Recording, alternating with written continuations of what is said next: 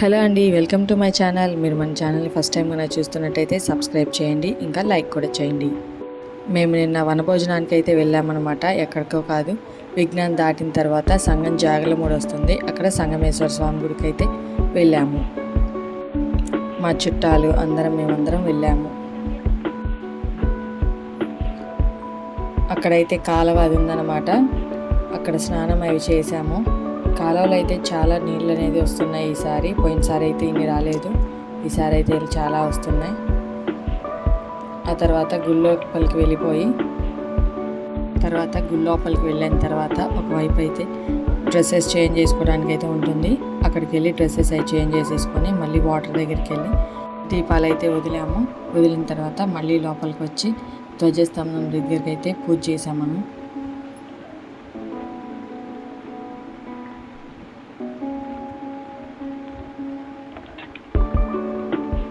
తర్వాత వెనకే నాగమయ్య స్వామి, నంది కూడా ఉన్నారు.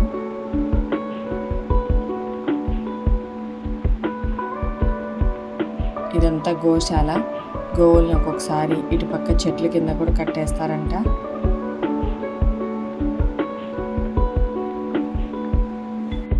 తర్వాత ఇక్కడ ధ్వజస్తంభం దగ్గర ముగ్గు వేసుకొని తమలపాకుల గౌరమ్మని వినాయకుని చేసి పువ్వులు అలంకరించుకొని ఉసిరికాయ దీపాలు, మామూలు దీపాలు అయితే వెలిగించుకున్నాము.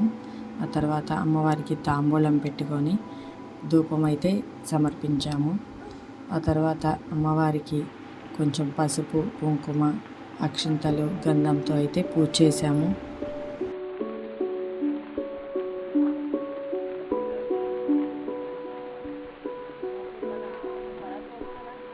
తర్వాత అమ్మవారికి అయితే హారతి ఇచ్చి, ముందు అమ్మవారికి హారతి అద్దిన తర్వాత మేము కూడా హారతి తీసుకున్నాము.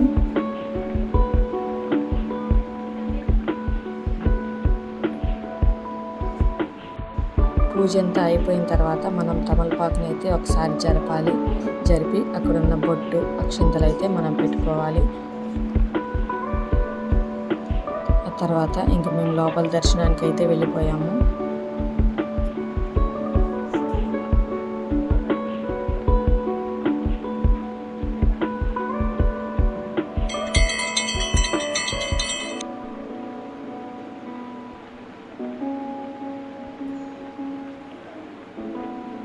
ఇక్కడ మేమైతే పంతులు గారికి తాంబూలంతో పాటు ఉసిరికాయ దానం కూడా ఇచ్చాం. ఈ కార్తీక మాసంలో ఉసిరికాయ దానం అనేది ఇస్తే చాలా పుణ్యం అంట. 1 కాదు 2 కాదు, కొంచెం ఎక్కువ క్వాంటిటీలో ఇస్తే పంతులు వాళ్ళు ఉపయోగించుకుంటారు కదా, అప్పుడు వాళ్ళకి పుణ్యం వస్తుంది, మనకి పుణ్యం వస్తుందంట. అందుకని 1, 2 కాకుండా కొంచెం ఎక్కువ ఇవ్వటానికి ట్రై చేయండి. మాకు ఇక్కడ అమ్మవారి దర్శనం అయితే అవ్వలేదు, ఎందుకంటే అమ్మవారికి చీర అయితే మారుస్తున్నారంట, అందుకని. తర్వాత ఇటు ద్వారంలో నుంచి వచ్చేసిన తర్వాత ఇటు కాలభైరుడు అయితే ఉంటారు. ఈ గుడిని అయితే మనం చిన్న కాశీ అని కూడా అనవచ్చంట, ఎందుకంటే కాలభైరవుడు కూడా ఉన్నారు కదా, అందుకని. మా అబ్బాయి అయితే చూడండి ఎంత బాగా ఆడుకుంటున్నాడు.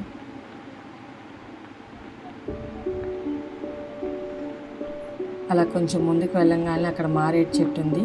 ఆ మారేడు చెట్టుకు కూడా పసుపు, కుంకం అవన్నీ పెట్టి కింద దీపాలు అయితే వెలిగించాము. మారేడు చెట్టు మొదల్లో కొంచెం పసుపు, కుంకుమ, అక్షింతలు, గంధం అవన్నీ వేసుకొని దీపాలు వెలిగించుకొని హారతి ఇచ్చుకున్నాము. ఆ తర్వాత కొంచెం ఇదే గుడి ప్రాంగణంలో కొంచెం ముందుకు వెళ్ళంగానే ఇక్కడ 3 గుడులు అయితే వస్తాయన్నమాట. ఫస్ట్ది ఆంజనేయ స్వామి గుడి, రెండోది వీరభద్ర స్వామి గుడి, మూడోదేమో వినాయకుడి గుడి వస్తుంది. చూడండి, ఇదేమో ఆంజనేయ స్వామి గుడి. అలా కొంచెం ముందుకు వెళ్ళంగానే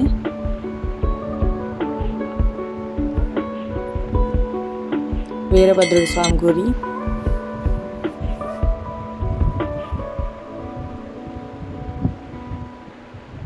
ఇదేమో వినాయకుడి గుడి.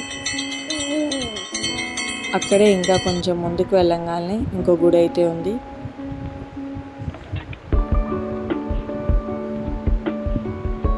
ఇదైతే పాప వినాశేశ్వర స్వామి టెంపుల్.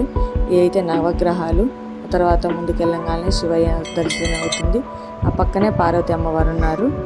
తర్వాత ఇంకా ఇలా గుళ్ళన్నీ దర్శించుకొని మేమైతే భోజనానికి అయితే కూర్చున్నాము.